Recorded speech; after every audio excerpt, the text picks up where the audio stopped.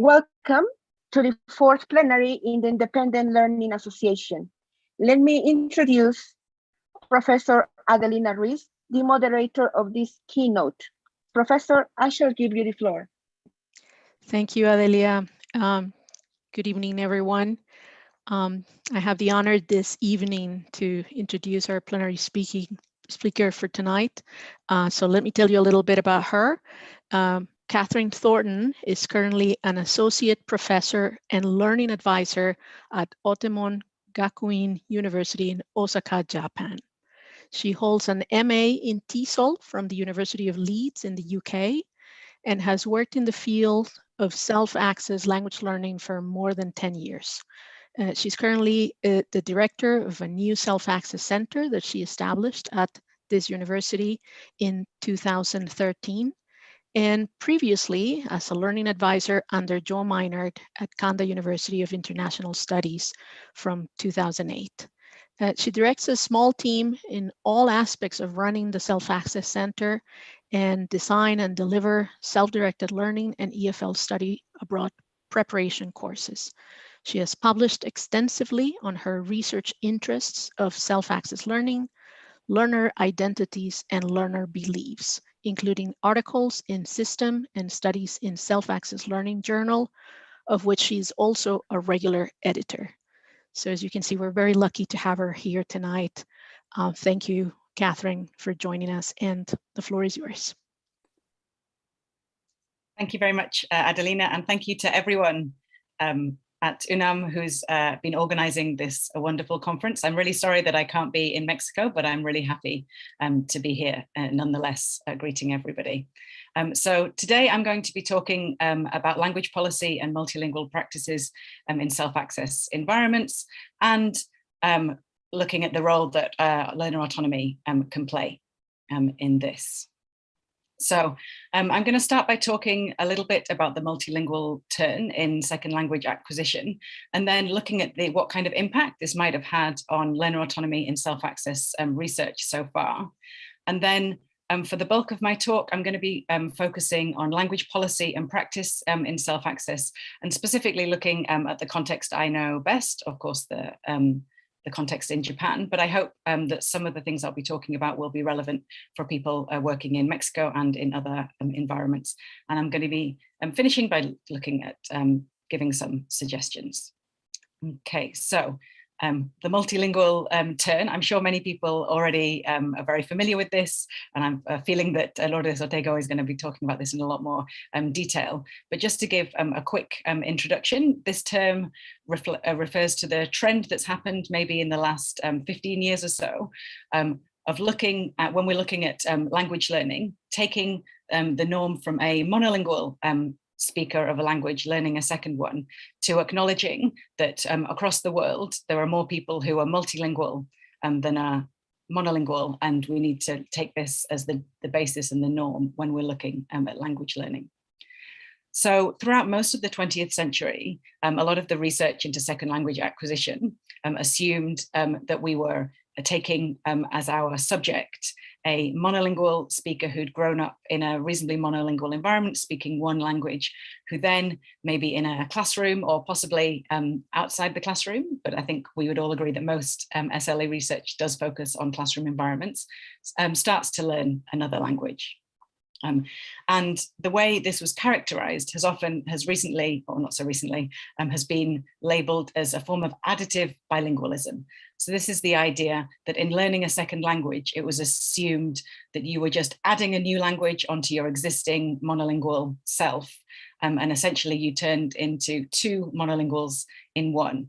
And this idea has been criticized by giving unrealistic expectations of thinking that you have to be able to do everything in a second language that you can do in a first language, and also elevating the idea of a native speaker as the ideal to aspire to, when this is generally seen as being quite unobtainable. So we're really setting our students up to fail if they approach language learning in this way. So the change that has taken place over the excuse me, over the last 20 years or so is, as I said before, is taking the multilingual learner as the norm. So looking at somebody who is exposed to more than one language, probably from quite an early age possibly, and who may use different languages for different purposes. They may also be mixing their languages, and at a later date, they might start to add other languages onto this. And in this model, there's no expectation that someone would be equally fluent in all 3-4 languages that they're speaking, but you're going to use different languages for different purposes and have different degrees of fluency and ability in each of these languages. And in this kind of model, the language learner has been reconceptualized as an emergent bilingual. So somebody who's in the process of becoming bi or multilingual through their language learning exercises. And an extreme version of this multilingual model also starts to question the idea of these separate languages and instead sees the multilingual person as having one single linguistic repertoire that they draw from different words, different expressions from different named languages to communicate effectively in a certain situation.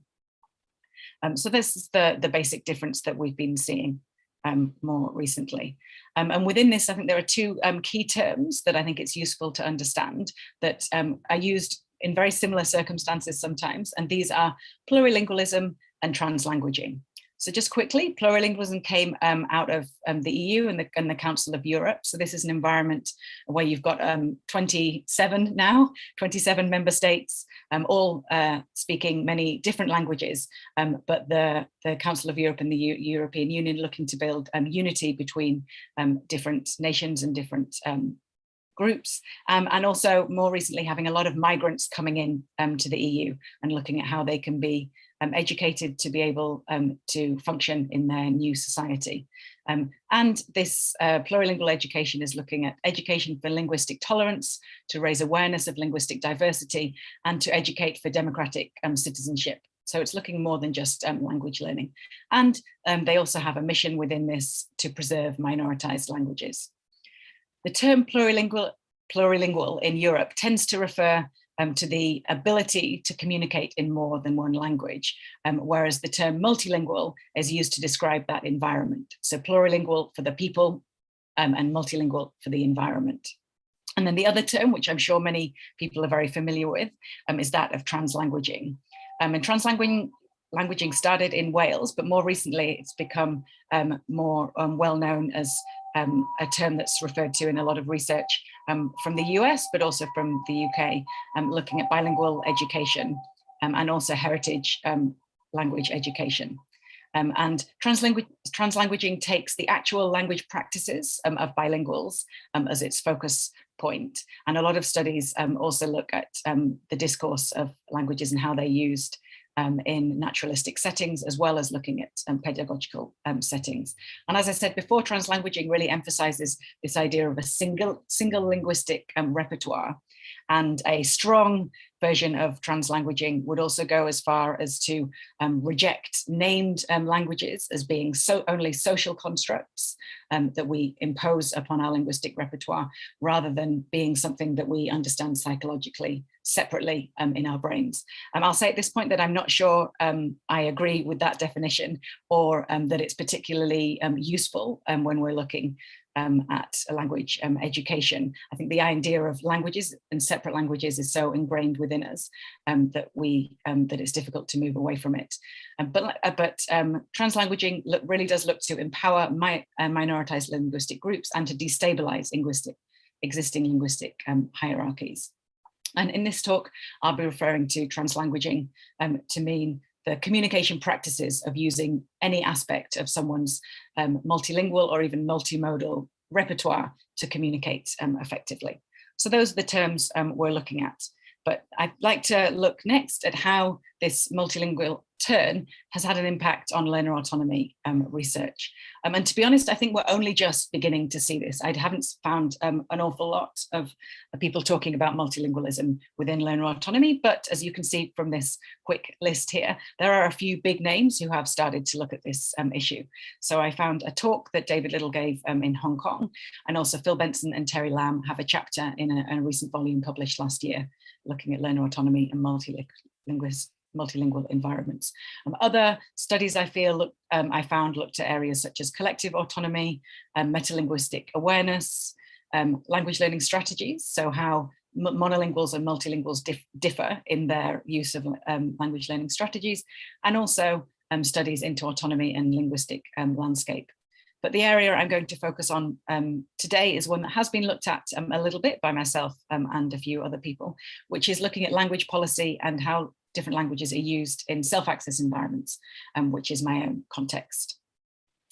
So I think what we first need to ask ourselves is, what does it mean to be an effective autonomous language learner in the age of multilingualism? So I've identified two things that I think are important. First of all, I think learners need to have the ability to recognize, evaluate, and employ resources available in the multilingual environments around them to enable their own language development.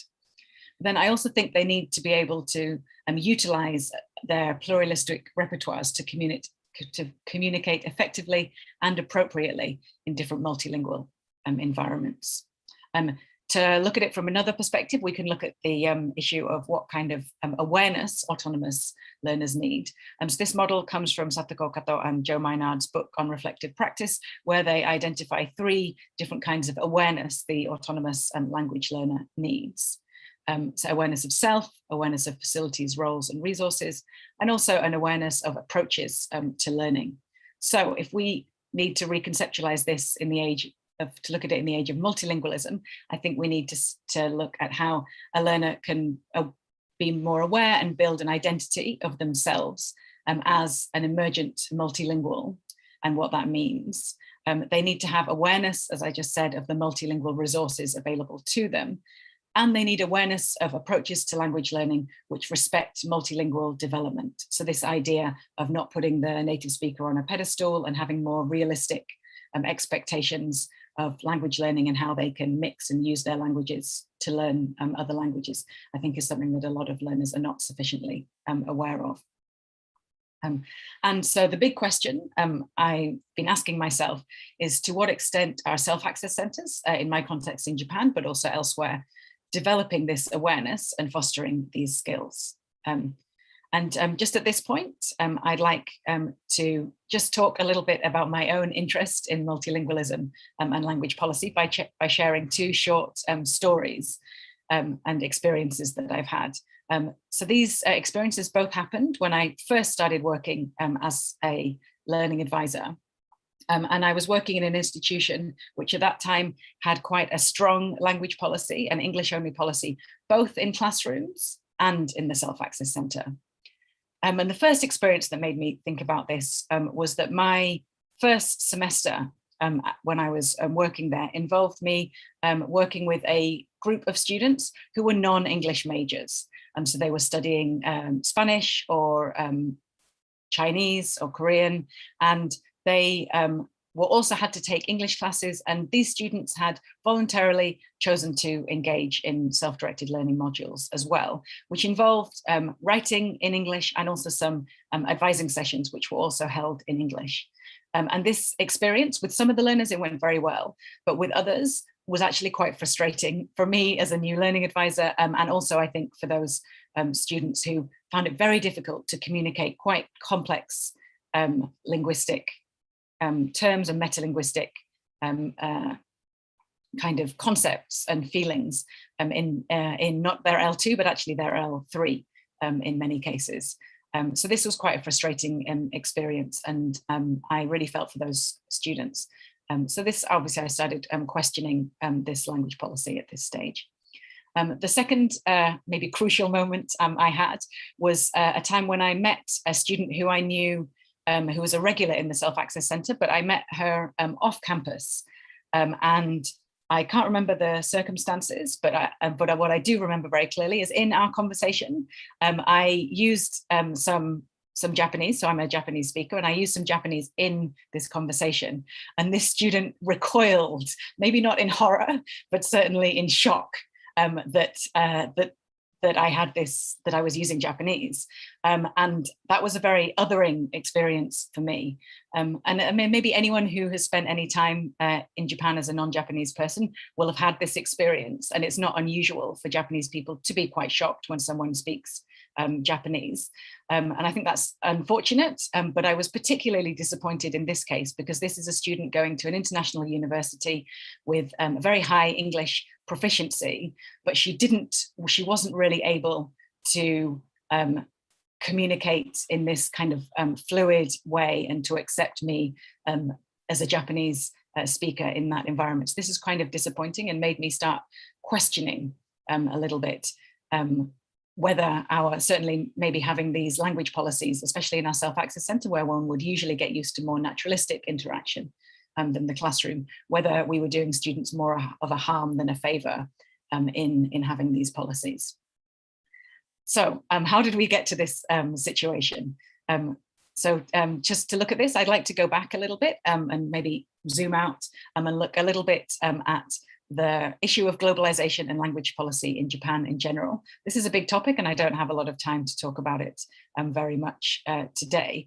So I'd just like to share some major criticisms of this globalization policy. So Japanese globalization is or internationalization is often referred to kokusaika in its Japanese term because of the way that the Japan seems to approach globalization slightly differently from a lot of countries.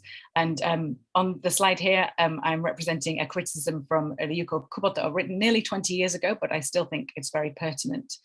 So Japan tends to have a myth of being quite a homogenous country, where it's actually reasonably ethnically, linguistically, and culturally diverse within local communities. So there are indigenous languages in Japan, however much they're not spoken very much anymore. There's lots of different linguistic groups who use languages other than Japanese in their everyday life.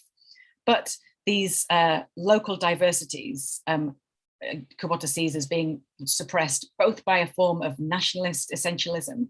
So this idea that there's only one way to be Japanese, and that's through speaking Japanese and being culturally Japanese on the one hand, and by the prevalence of English as the international language and the language that needs to be learned to get ahead on the other. So this linguistic diversity is getting crushed from two different angles in Japan, according to Kubota. Another criticism, which I found quite interesting, was this that comes from Gottlieb, who said that internationalization encourages Japanese people to communicate with outsiders in the outsiders' language without themselves experiencing any intrusion into the comfortable monolingual Japanese language environment surrounding them, thereby subtly reinforcing a sense of cultural nationalism. And it might be going too far to say this is what was happening when in this experience with this student, but I think there's something to be said in English in Japan is used as a language to communicate with outsiders without letting them into the inner circle of Japan. And that's certainly sometimes how I feel as someone who's lived 20 years in Japan. Another criticism which has been found is that this is from Murakawa, who did a PhD looking at language policy and elementary school education in Japan. And he sees a form of double monolingualism in Japanese language policy, so that the languages that are focusing are on Japanese and English, and maybe we're back to this two monolinguals kind of attitude here as well. And he goes so far as to criticize language policy in Japan as representing a form of cosmetic multilingualism. So he recognizes that lip service is given to other languages in Japan, but that really it's mainly English that's focused on, and that there's a superficial slogan-like acceptance of linguistic diversity that does not really entail social practices which are actually designed to resolve the problems of unequal power relations among languages, so that this English is elevated and other languages are essentially ignored and not given enough attention. So this leads me to this question. Are self-access centers in Japan and possibly elsewhere perpetuating a form of cosmetic multilingualism, this surface level multilingualism, at the expense of promoting true linguistic diversity? And this has caused me to reflect a lot on my own self-access center and the other centers that I've had the privilege of being able to see. in my work in self-access in Japan. So to look at this, I've only really been able to properly address this to a surface level so far, but I went back to a survey I did almost 5 years ago now, looking at language policy in self-access centers and looking at Japanese self-access centers. And I asked respondents what languages were catered for in their self-access centers. As we can see here, English featured as either the only language or the main language in pretty much every single center.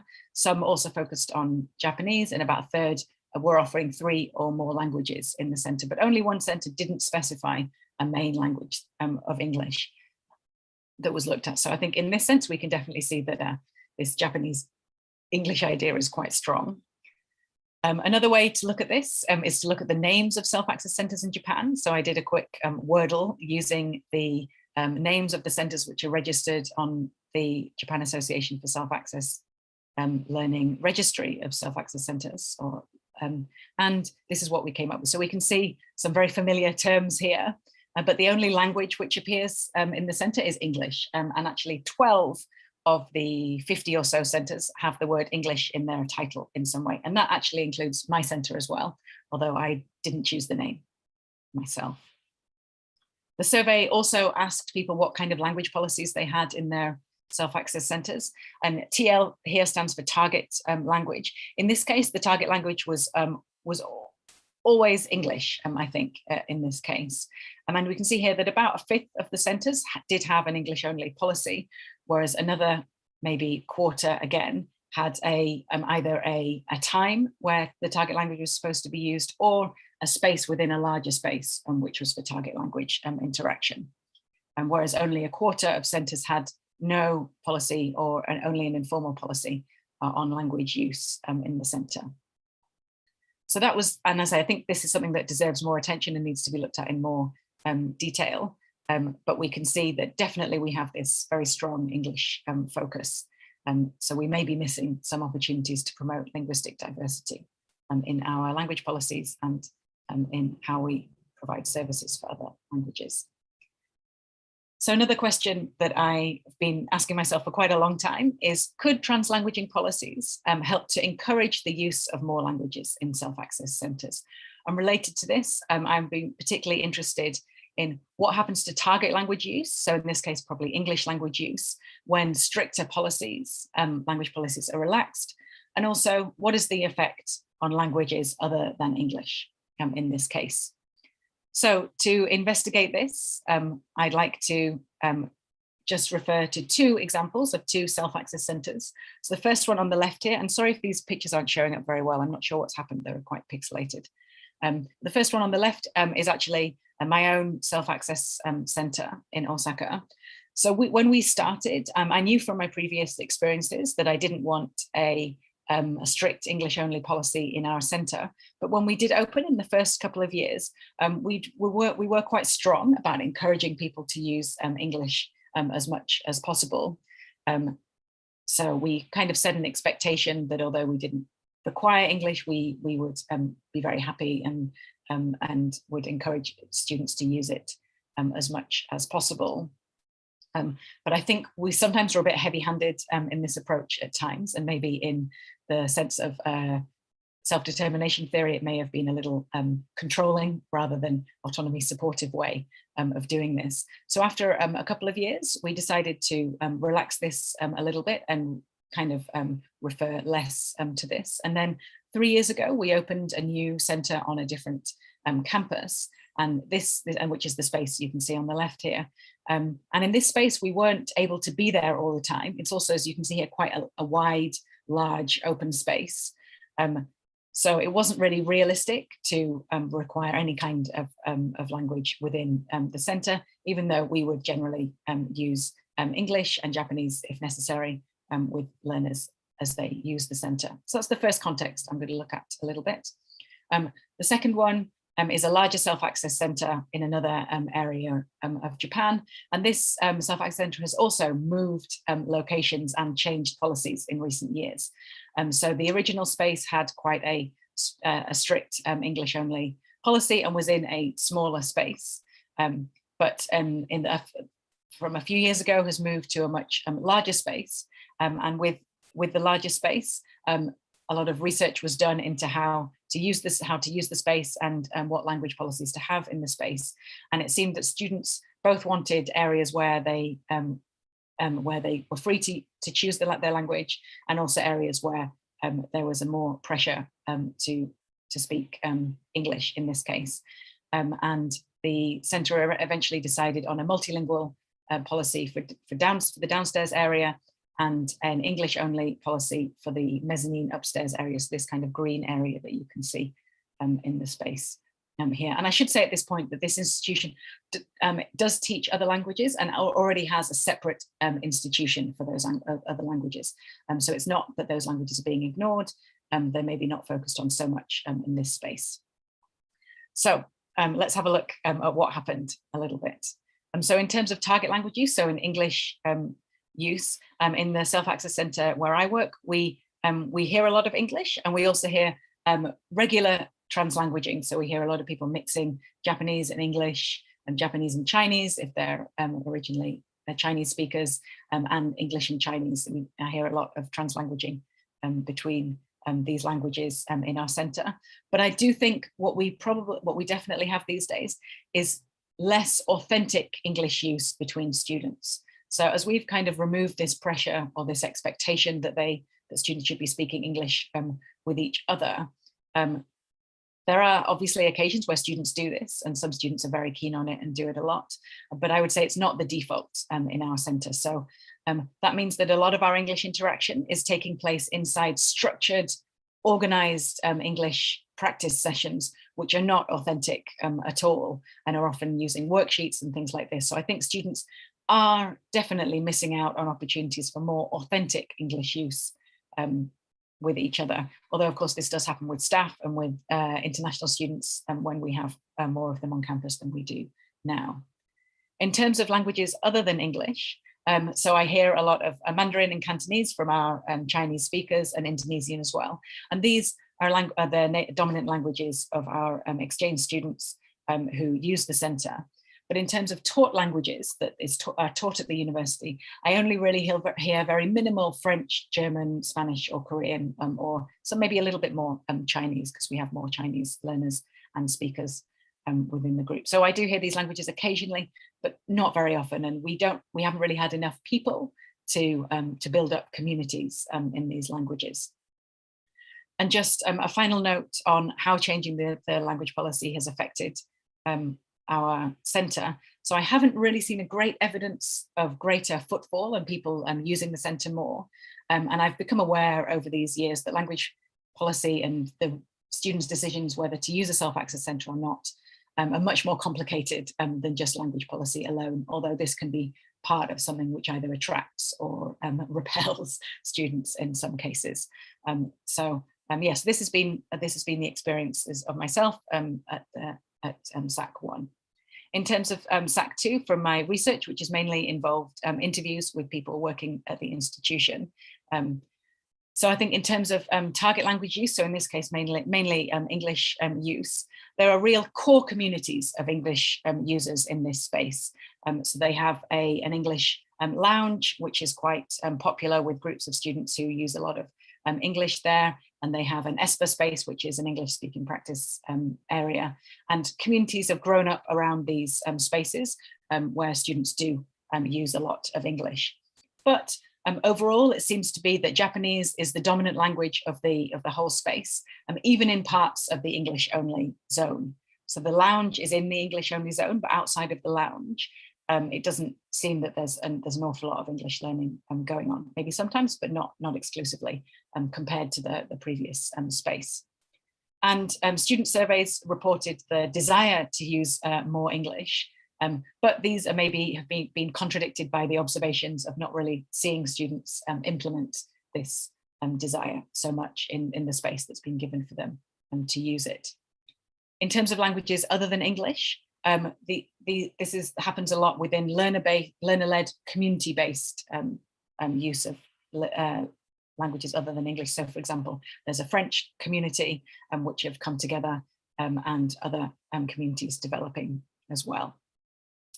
And in terms of maybe some general changes in the SAC environment, there's been in this centre a huge increase in footfall and accessibility and uptake of advising services. So students maybe like my Korean learner who really struggled with advising previously would now be able to do Japanese advising in the new Selfaccess space. And the social function of the space seems to be greatly enhanced, and students are coming there for many social reasons, but this might be slightly to the detriment of its identity as a learning space, which was much stronger in the previous space with a language policy. But I should say at this point, it's actually very difficult to separate the issue of language policy from all the spatial factors, as the language wasn't the only thing that changed when the centre moved into this new space. But I think what these two quick case studies show is that other language use, be it English or smaller languages, can be successful if it is supported by a community. At this point, I'd just like to quickly contrast this situation with a third Selfaccess centre, which has a no Japanese policy. So at this Selfaccess centre in Japan, there are no exchange students there. So there's no students who are explicitly there to learn Japanese, which means by having this no Japanese policy, which may seem quite strict, the users in the space are encouraged to use the languages they're being learned. And by having this no Japanese policy, the staff and the students that I interviewed really felt that this created a really safe space for using these languages. So students who may have been looked at strangely or frowned upon if they were trying to use English in a different environment feel much more comfortable to do so in this particular space. And in this space, English dominates, but other languages are promoted and used, and there are staff who speak, for example, Chinese, and there are times where Chinese is encouraged through these kind of sessions. And probably due to this, there's real strong support for this language policy among both staff and the users of the centre. That being said, everyone mentioned that the policy is often ignored when staff are not present. So although it's ostensibly quite strict when no one's there to police it, students do slip into Japanese with each other.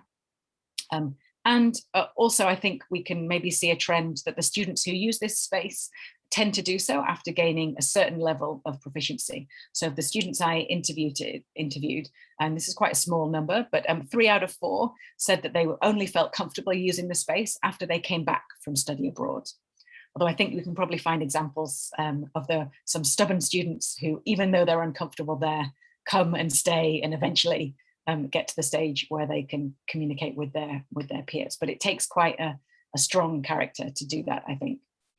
So there has been a recognition of a need for a space where Japanese can be used to cater for less confident students. And in the time since I conducted these interviews, that kind of space has actually opened. So there's now a more two different but connected spaces with different language policies in this environment. So, and in this environment, we have a no Japanese policy, but there's still things like maybe some translanguaging that goes on in these policies. And the director of this centre also talked about the creativity of translanguaging and wanting to promote this. Okay, so what can we say from this? I think the main takeaway is that just laissez-faire approaches to language policy just don't work. By making a space and designating a policy, that's not enough. A space doesn't become multilingual just by calling it multilingual, or become a translanguaging space just by labeling it so. And equally, it doesn't become an English space just by calling it an English space. So I think we need to go back, and this is where learner autonomy comes in, and to look at these different awarenesses that students need to be able to utilize these spaces successfully for the different reasons they may have. And I think what I wanted to look at is what kind of approaches can facilitate English or other target language use, while also promoting these goals of linguistic diversity and multilingual approaches to learning. So taking the 3 areas, so first of all, we have this idea of the multilingual self. So within this, it's helping to students to build up their identity as an emergent multilingual user of different languages. So in here, they need, as I said before, to recognize that they can use different languages for different purposes, that they can mix languages and try to dispel this native speaker ideal. So I think this can be done very well through things like language learning histories and asking people to talk about the relationship of different languages in their lives. Also, I think there's some really good work to be done with visualization, getting people to draw things or to collage things. And there's been some great things written on this by Kalaja and Melo Pfeiffer in their recent book.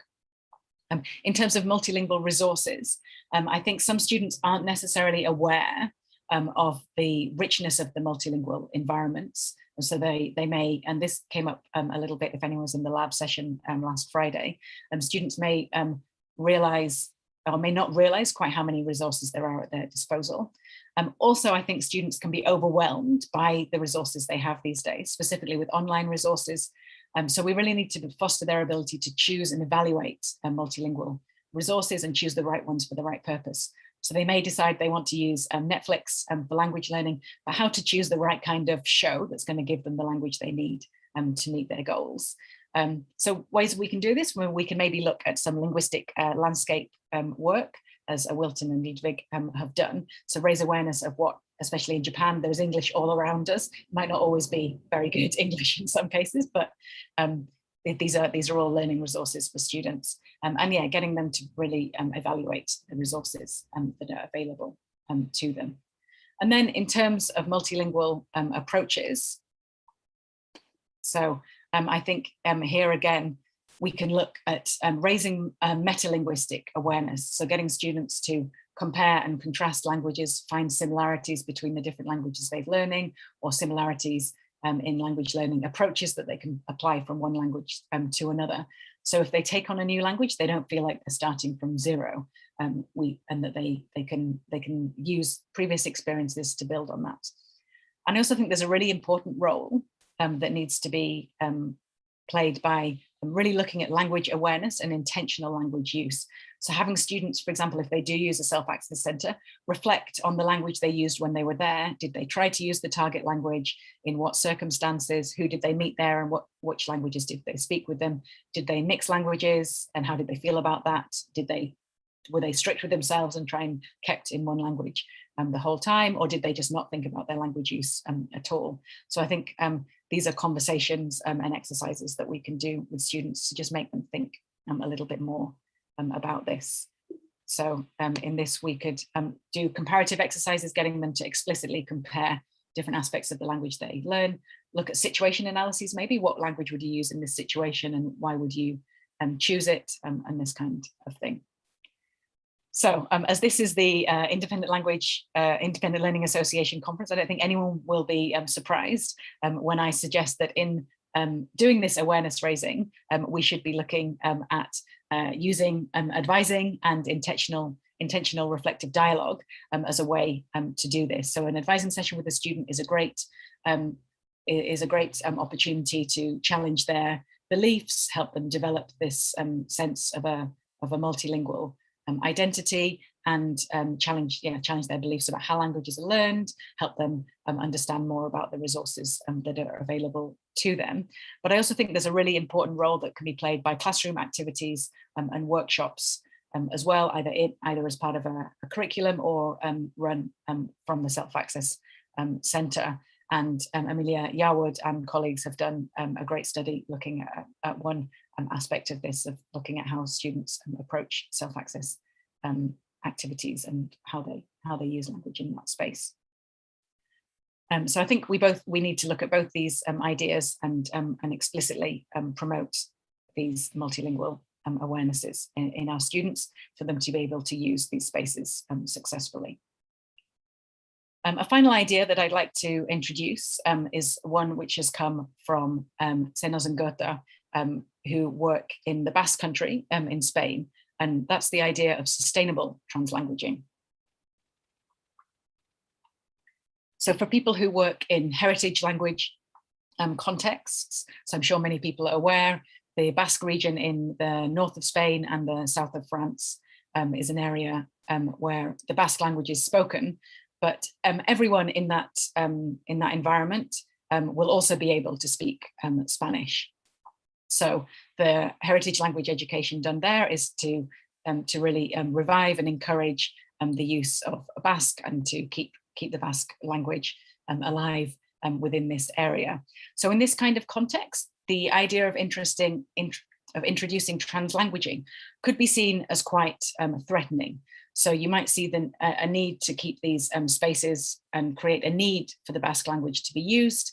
And so if you're saying, okay, it's okay, you can use English, you can use Spanish, then that could be quite threatening to for people who are trying to preserve and promote the language.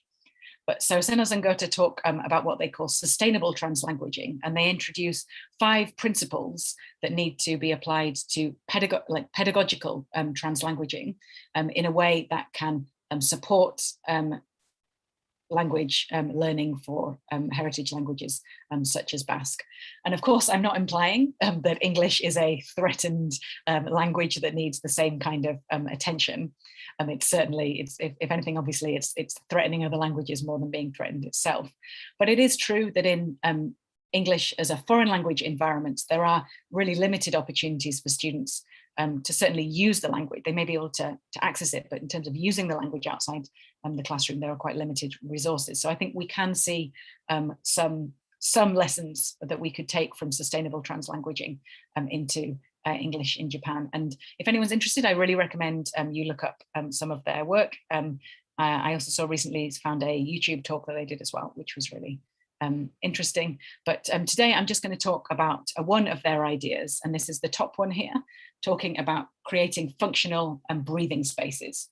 So these are areas where only the target language should be used. So even if translanguaging is present in other parts of the curriculum, you need to make time and space, what they call breathing spaces, for the learners to interact in this language. And they especially talk about that in terms of informal context. So a lot of Basque speakers use a lot of Basque within the classroom, but as soon as they get out into the schoolyard, they start communicating in Spanish with each other. So these students maybe aren't getting the informal Basque that they would want to be fully functional in the language. And this probably, I think, has parallels with English in Japan as well. So how can we support these breathing spaces? So my research into language policy suggests 2 main areas that we need to do this. So first of all, if we're looking to create a space for English or for French or Chinese or Spanish use, first of all, these spaces really need to be community-based. So this may start with staff. So if you have a small self-access center, you may have one community in the whole of the self-access center, which I think is maybe the case in SAC 3 that I introduced earlier. So this may start with staff setting expectations and modeling the kind of language use that they expect in the space. And then as students come on board, this community becomes based more on peers and mentors and students actively welcoming other students to the space, making them feel safe that they can use these languages even if they're not, they can use the target language even if they're not perfect when they're speaking it. And in this way, I think it's very, very possible to sustain a target language area or space or community. The other thing which has come out in my research as being crucial is good space design. And by this, I don't mean that you need fancy new furniture or great colorful murals on the wall, although of course these things can help. Really what I mean is the space needs to be set up to encourage interaction and maybe encourage different small groups of interaction so students feel safe using the language that they are trying to learn.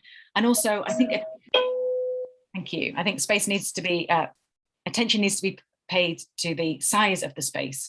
So if you have a huge space, but quite a small number of students who want to use their target languages, they're going to get lost in this bigger space and they may not find each other. So I've really found that when we moved to a bigger space, it was much more difficult for students to create this community. When we had a smaller space, this kind of happened a lot more naturally. So the space needs to be commensurate with the size of the community. And we also want to support multilingual spaces as well. So how can we do this? Well, I think whatever languages we're encouraging, or whether we're encouraging students to mix languages, we can do this through language-related events and communities. So setting up specific times that students who are interested in a certain language can join and meet other students who want to do that. And then maybe some more informal language use will come from this. I think it's important to make multiple languages visible in the space. And in this case, I think it would be great, and this is something that we don't do in Japan, I don't think, is to include more indigenous languages in this. I know in Mexico, this is probably a more prominent issue. So here you can see the language board from my center. Very COVID related here, but we've got how to say please wear a mask in all the different languages that students know. So these are mainly languages that students knew. Some students decided to look up a language that they didn't know and copied it onto the board as well. And then and also if we do have translinguistic practices and policies, we need to make these explicit, and we need to make the rationale for these explicit. Again, so this is about the raising awarenesses of approaches to learning and why we encourage students to use different languages and mix their languages should they want to do so. So I'm just about out of time, so some quick conclusions. I'll just let you read this quickly. So that we should be promoting linguistic diversity in addition to meeting the students' wants and needs in their major languages. And we need to raise awareness of their multilingual identities, approaches, and environments. We can promote translanguaging to help students learn to negotiate authentic multilingual interaction. And target languages are still going to need well-structured breathing spaces supported by communities and good design to be successful. So I'd just like to leave you with a final quote, which I thought really spoke to me. And this is from Terry Lamb and Goran Vodica in their Collective Autonomy chapter in the Space and Autonomy book, which says, we must valorize, make visible and normalize the presence of the languages of our communities and develop a plurilingual habitus through the production of interlingual shared spaces. And this is what I think self-access learning should be doing. So thank you for listening today, and I really look forward to your questions. Here are my references.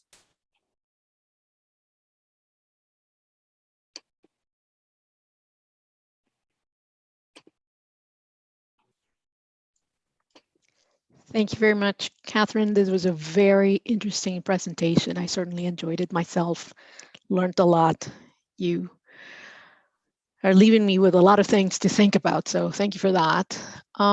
We're starting to see some questions, so if you give me a chance, I'll read some of them Sure. to you, so you can tell us what you think. And anybody else, please don't be shy. Let us know if you have any comments or questions. We can check them here. Okay, so this first comment comes from Gabriela Casillas Navarro.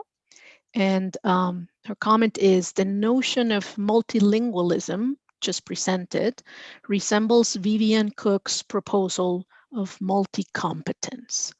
I don't know if you have any reply to this, Katherine. I not offhand, no. I have read Vivian Cook's work, but not recently, I'm afraid. Okay. Gabriela, I don't know if there's anything that you would like if you'd like to add? elaborate, I think it would be interesting to hear. Yeah, tell us how you see this, resemblance that you talk about.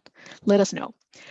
We have another comment and question from Annalie Mendoza Diaz. And first of all, she's thanking you for your contributions in this talk. And she says the examples you have given were very revealing.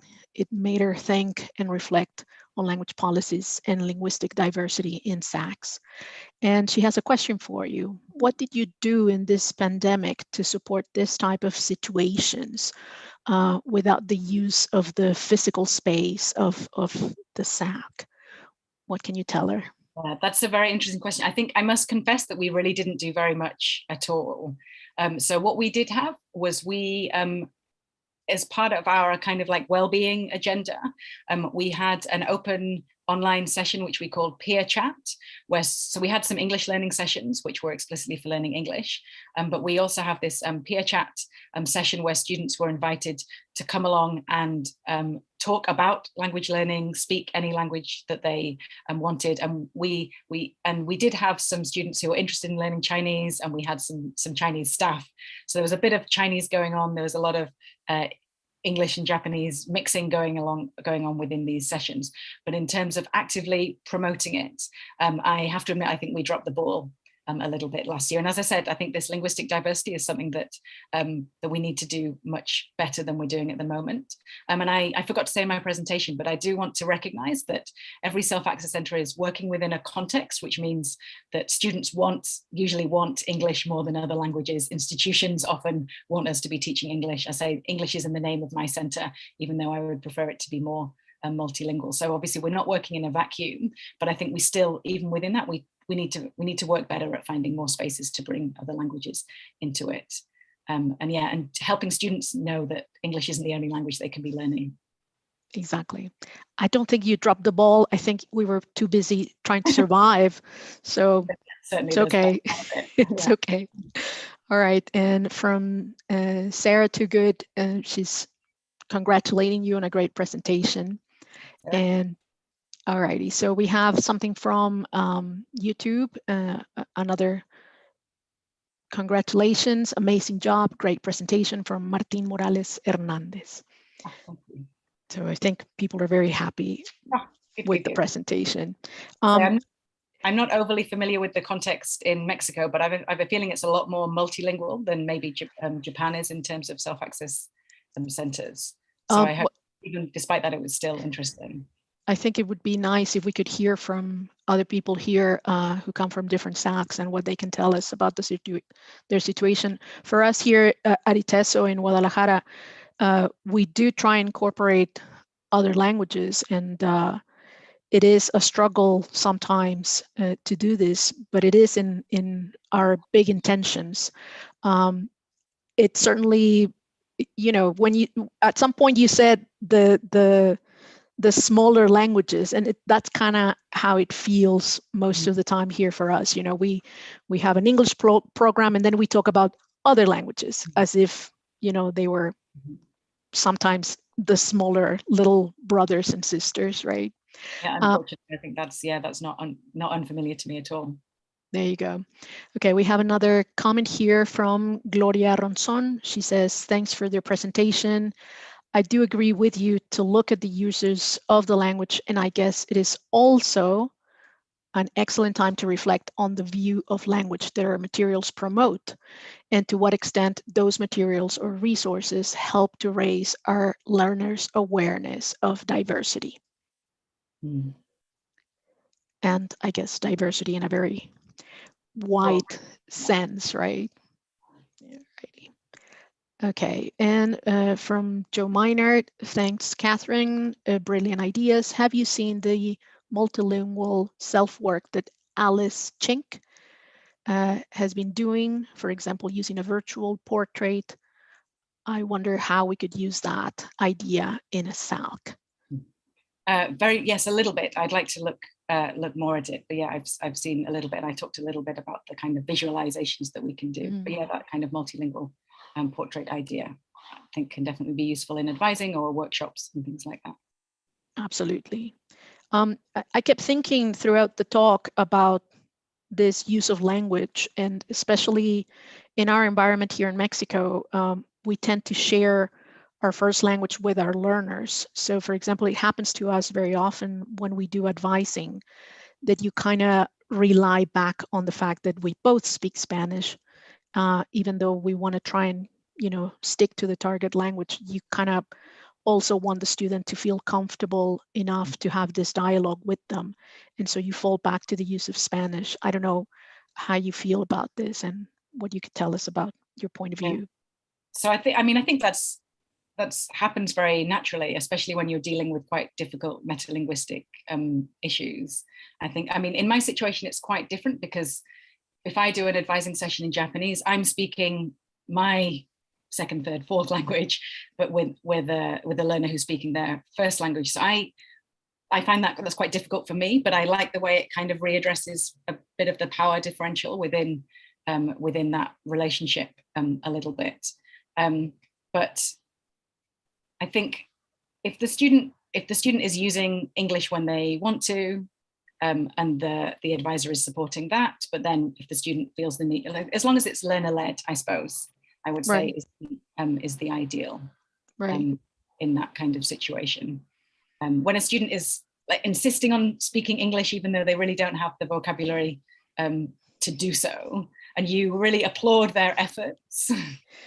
And I really want to support that. But again, this kind of awareness of language use.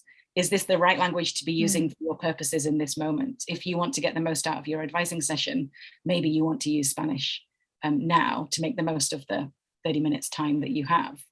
Like, the purpose of the session isn't to practice English. That could be an extra, an extra part of it. So yeah, I think it comes down to using which language in which situation. And that's an autonomous choice that students need to make, but they also need to know how to make that choice effectively. Right. And I guess that's part of our job as advisors, right? Okay, I have another comment here. Is this from Claudia Garcia Moreno? You guys can let me know. It says, I introduced 12 years ago regional languages. For example, here in Mexico, she's talking about Nahuatl and Otomí, which are indigenous languages, as well as Latin and Greek in the SAC. And so at that time, that was not fully understood, but respected by other university authorities. And now she says that your presentation has been wonderfully reassuring about the importance and value of having other languages, including such as, regional indigenous languages in SACs. So in capital letters, thank you very much for such an interesting presentation. Thank you. Yeah, I know there's a lot of work being doing in the US in language centers recently to bring indigenous languages into that, and with their kind of diversity, equity and inclusion policies. That's one way that they can raise that visibility. So I think there's a lot of interesting things happening, and just letting students know about these languages that may be around them, but they've never even thought of learning. Mm-hmm. Yeah, and even this idea that you just explained to us that, makes so much sense once you explained it, about how these students who, for example, here in our institution, students who come from indigenous communities come to us having learned Spanish as a second language, and then we expect them to learn English because it's an institutional requirement.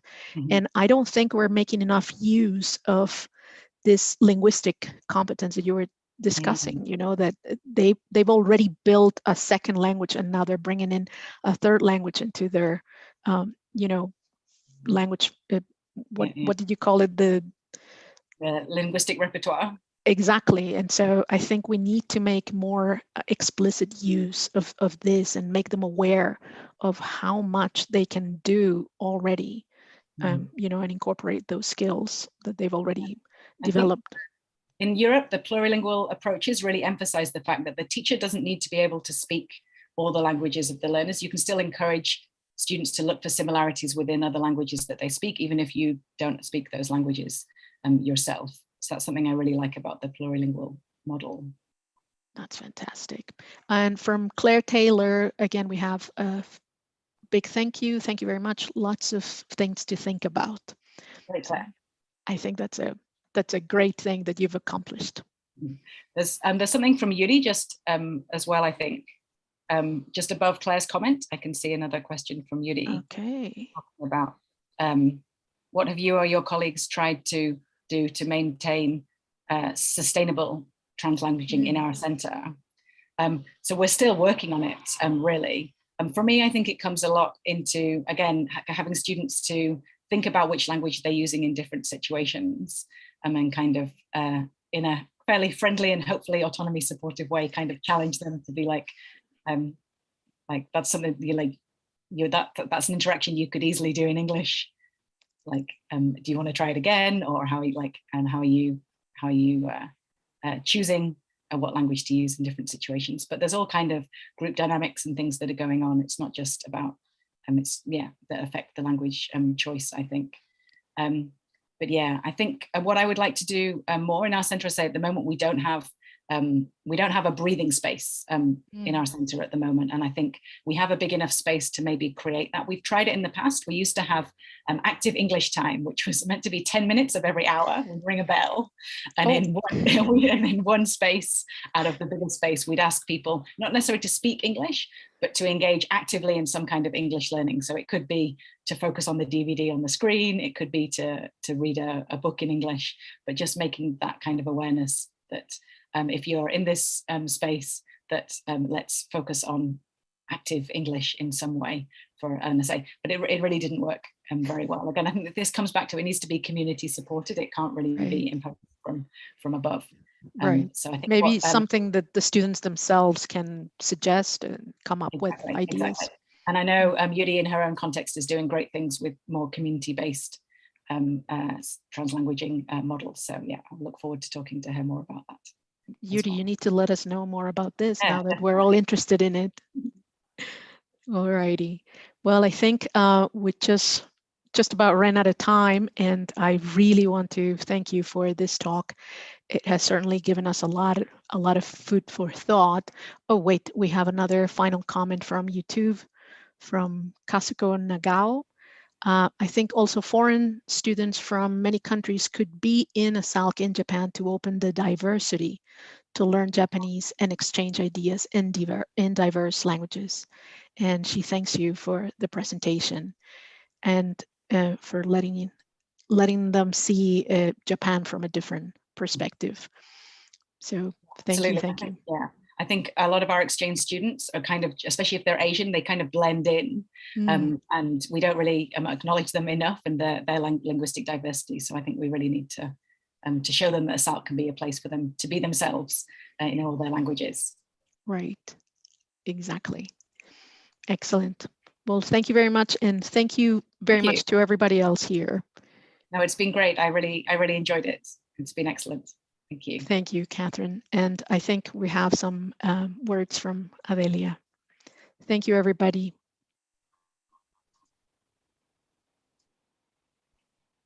Thank you, Adelina. Thank you, Katherine, for everything. Some announcements, please. Tomorrow at 7 a.m., we have a network meeting with GSAL members and ILA members and everyone who wants to join us. We're going to post the link that you have there on the chat.